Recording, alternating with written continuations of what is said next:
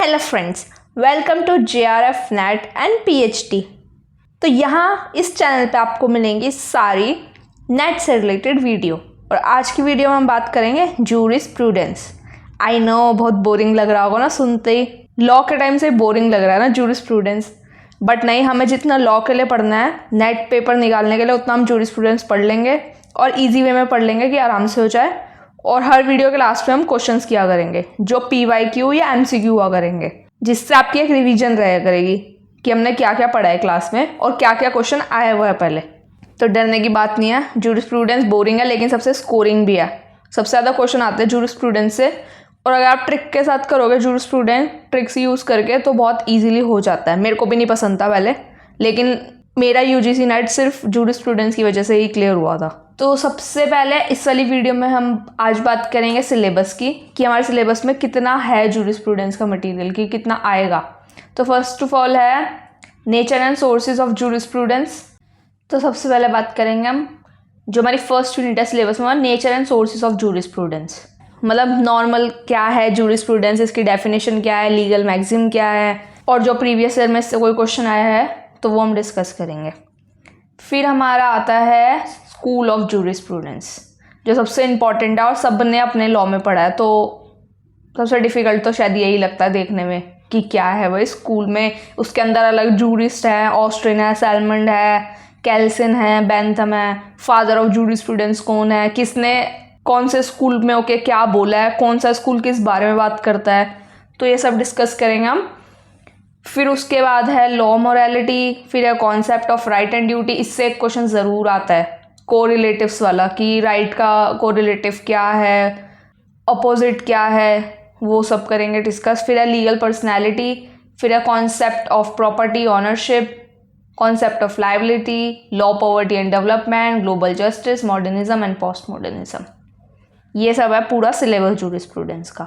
उसके बाद सबसे पहले हम इस वाली वीडियो में बात करेंगे फर्स्ट यूनिट की, जो है nature and sources of jurisprudence.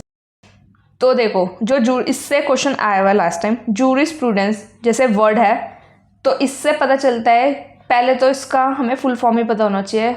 सबसे पहले हमें इसका मीनिंग ही पता होना चाहिए कि जूरिस्प्रूडेंस का मीनिंग क्या है, जूरिस्प्रूडेंस को मतलब इसका इंग्लिश मीनिंग क्या है। तो देखो, जूरिस मतलब होता है हमारा लॉ, ठीक है, और प्रूडेंस मतलब होता है हमारा नॉलेज। तो जूरिस्प्रूडेंस का मतलब होता है नॉलेज ऑफ लॉ, ठीक है। और ये क्वेश्चन आया था दिसंबर 2024 वाले में, कि जूरिस्प्रूडेंस की जो स्टडी है वो कहाँ से स्टार्ट हुई थी, मतलब इसकी रूट क्या है। तो जूरिस्प्रूडेंस का जो रूट है वो है हमारा रोमन लॉ, और ये ड्राइव लैटिन फेज से, जिसका मतलब होता है जूरिस्प्रूडेंशिया, वही नॉलेज ऑफ लॉ। उसके बाद क्लासिफिकेशन पूछ लेते हैं, सैलमंड का क्या क्लासिफिकेशन है, और ऑस्ट्रिन का क्या है, कीटोन का क्या। तो सबसे पहले हम कीटोन की बात करते हैं। कीटोन ने इसको दो सोर्सेज ऑफ लॉ को दो पार्ट में डिवाइड किया। सबसे पहला है हमारा लीगली बाइंडिंग सोर्सेज, जैसे सजेस्ट हो रहा है नाम, कि जो लीगली बाइंडिंग है, जैसे कस्टम, लेजिस्लेशन और प्रेसिडेंस। फिर है परसुएसिव सोर्सेज, जो कि हमारे अदर सोर्सेज होते हैं, जो लीगली बाइंडिंग नहीं होते हैं। फिर हम बात करते हैं सैलमंड के क्लासिफिकेशन। तो सैलमंड ने डिवाइड किया सोर्सेज को दो पार्ट्स में, फॉर्मल सोर्सेज और मटेरियल सोर्सेज। फॉर्मल सोर्सेज वो हैं, these are the sources from which law derives its force and legitimacy, जहाँ से लॉ अपना फोर्स और लेजिटिमिटी ड्राइव कर रहा है, जैसे कि हमारा कस्टम, प्रेसिडेंस और लेजिस्लेशन। फिर है हमारा material sources, refers to content of law, law का कंटेंट क्या है, वो हो गया हमारा मटेरियल सोर्सेज। तो बस यही पूछता है कि क्या डिवाइड किया सैलमंड ने, तो इसने दो पार्ट में डिवाइड किया, फॉर्मल सोर्सेज और मटेरियल सोर्सेज। फिर आ जाता है हमारा सबसे इम्पॉर्टेंट, इसकी डिटेल तो हम नेक्स्ट वीडियो में करेंगे, बट हम जान लेते हैं कि स्कूल होते कौन कौन से हैं। तो जूरिस्प्रूडेंस के हमारे 5 स्कूल है, लेकिन अदर इसलिए लिखा है जो जूरिस किसी स्कूल में नहीं आ रहे या जो किसी स्कूल से रिलेट नहीं करते हैं, तो उसके लिए अदर हो गया, वरना हम हर स्कूल का जूरिस पढ़ेंगे अलग अलग। तो हमारा फर्स्ट होता है एनालिटिकल स्कूल, जिसको पॉजिटिव स्कूल भी बोलते हैं।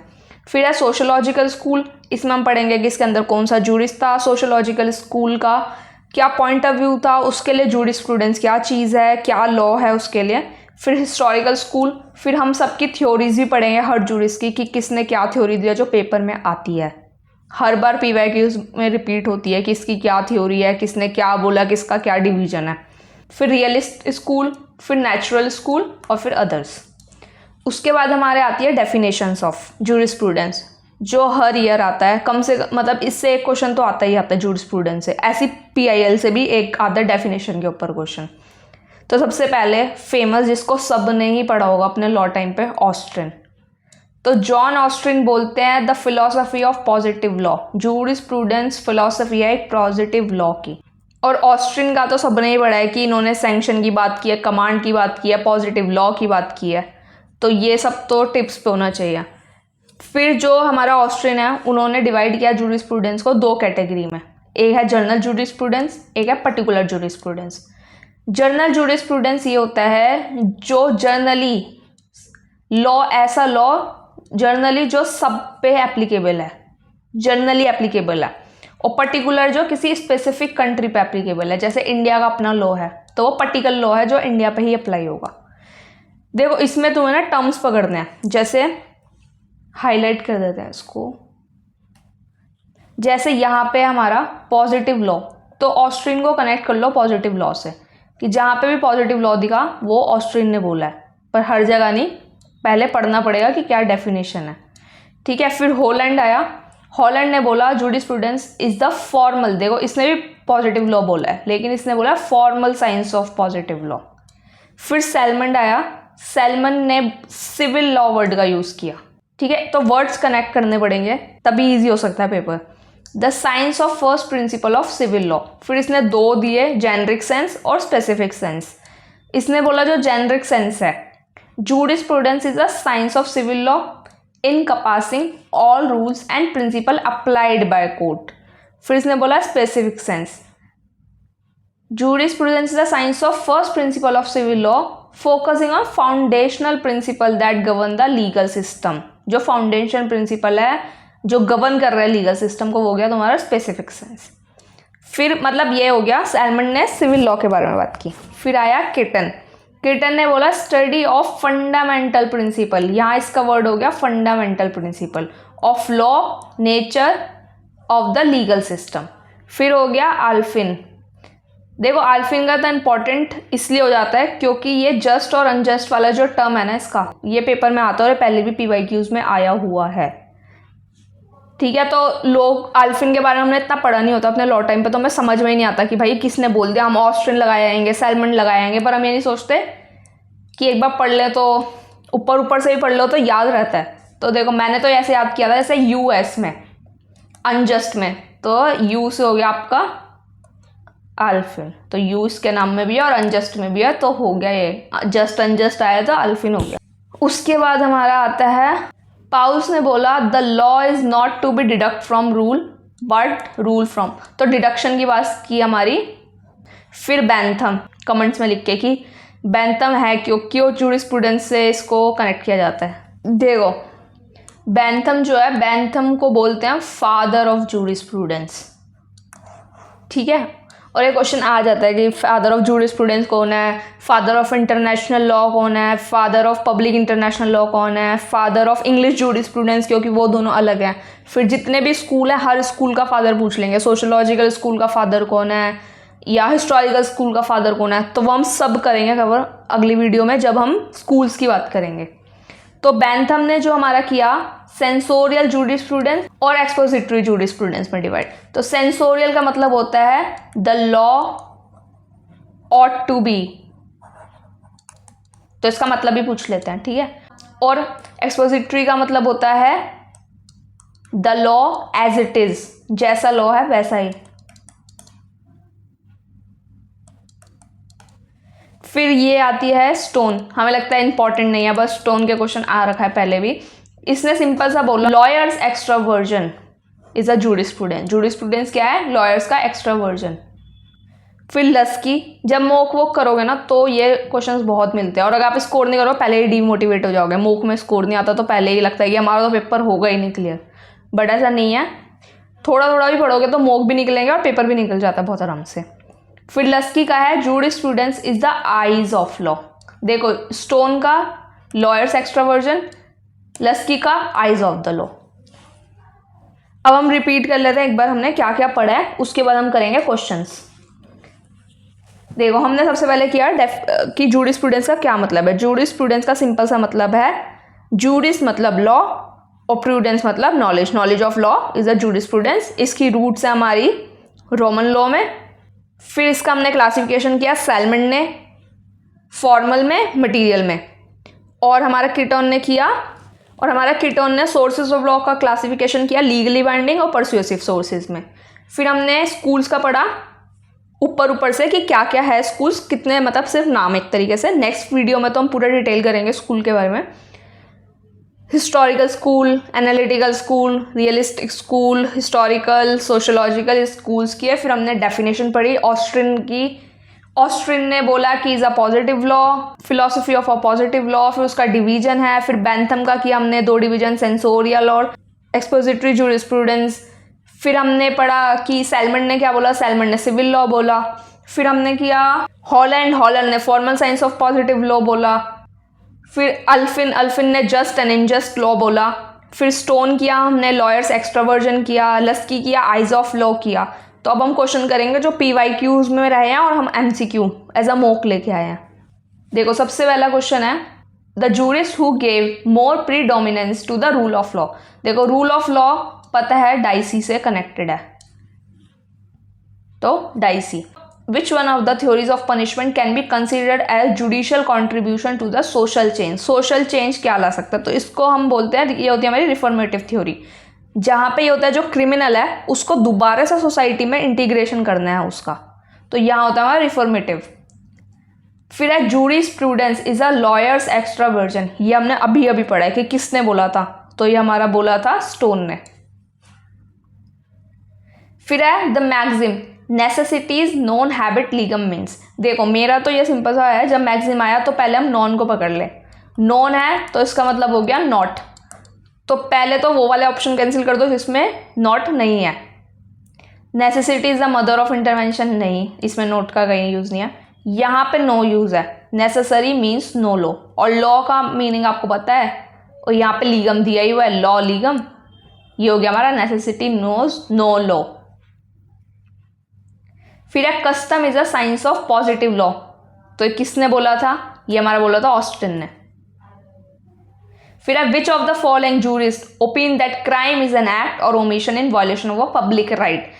किस जूरिस्ट ने बोला कि क्राइम जो है वो एक्ट है, ओमिशन है जो पब्लिक राइट का वायलेशन है, तो हमारा ऑस्टिन ने बोला था।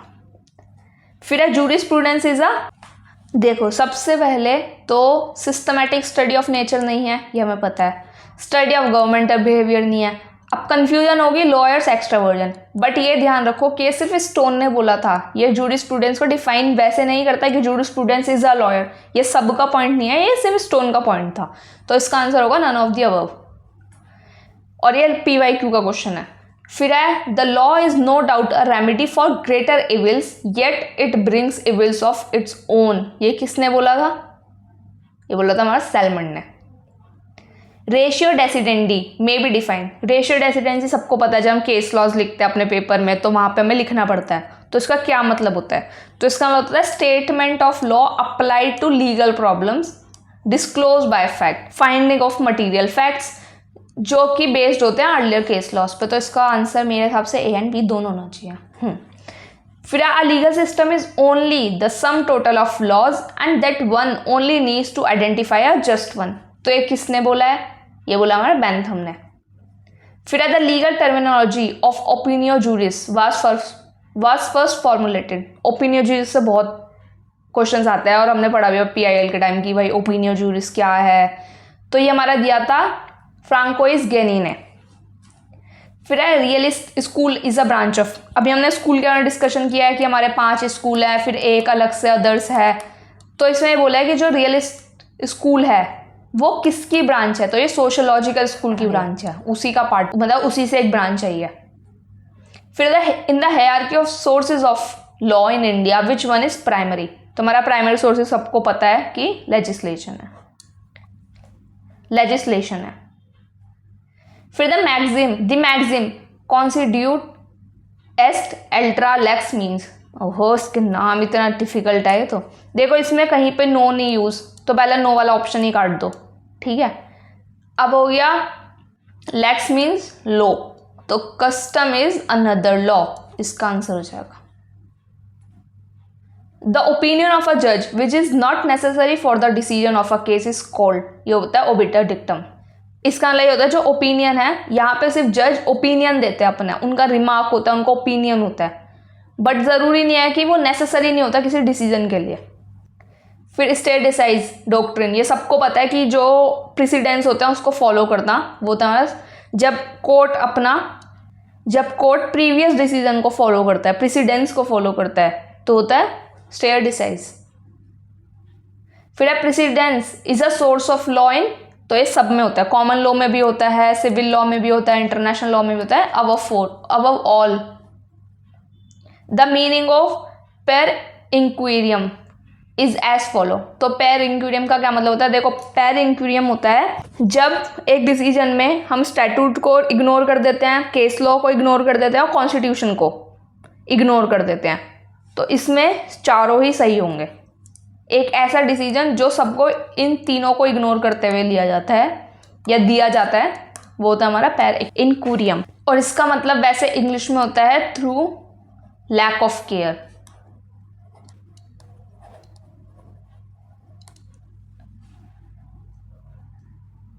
थोड़े से और क्वेश्चन है, उसके बाद ये वीडियो हो जाएगी कंप्लीट।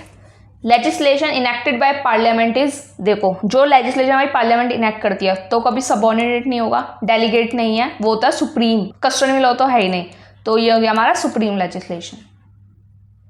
फिर है which of the following is not a source of law, तो इसमें सीधा सा एलिमिनेशन मेथड लगाओ, मोरल रूल्स, ये नहीं होता है, बाकी तीनों है हमारे सोर्स ऑफ लॉ।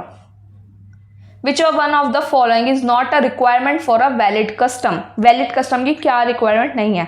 देखो यहाँ पे कॉन्टिन्यूटी होनी चाहिए, कस्टम के बारे में सब नहीं पढ़ा है, ठीक है, जो पहले से फॉलो होते आ रहे हैं, लॉन्ग मतलब उनकी यूजेज हो गई है, वो होता है कस्टम्स। रीजनेबलनेस होनी चाहिए और ये सर्टेनिटी होनी चाहिए, but contrary to public policy, ये इसकी रिक्वायरमेंट नहीं है। कॉन्ट्ररी टू पब्लिक पॉलिसी होगा कस्टम, ये तो नहीं होता है। फिर है द लैटिन मैक्सिम लेक्स पोस्टीरियर डेरोगेट प्रायरी मीन्स, इसका क्या मतलब होता है? तो लेक्स मतलब पता है लॉ, ठीक है, पोस्ट मतलब हो गया इसका लेटर लॉ रिपील्स अर्लियर लॉ। तो इतने ही क्वेश्चन थे हमारे पास आज के लिए, और अगर आपको वीडियो अच्छी लगी हो तो डू लाइक शेयर, और अगर और ऐसी वीडियो चाहिए तो सब्सक्राइब करना मत भूलना, क्योंकि हम और वीडियोस लाएंगे जूरिस्प्रूडेंस हर सब्जेक्ट के लिए, और इजीली समझाएंगे कि क्या होता है लॉ, कैसे और कैसे यूजीसी नेट निकल सकता है।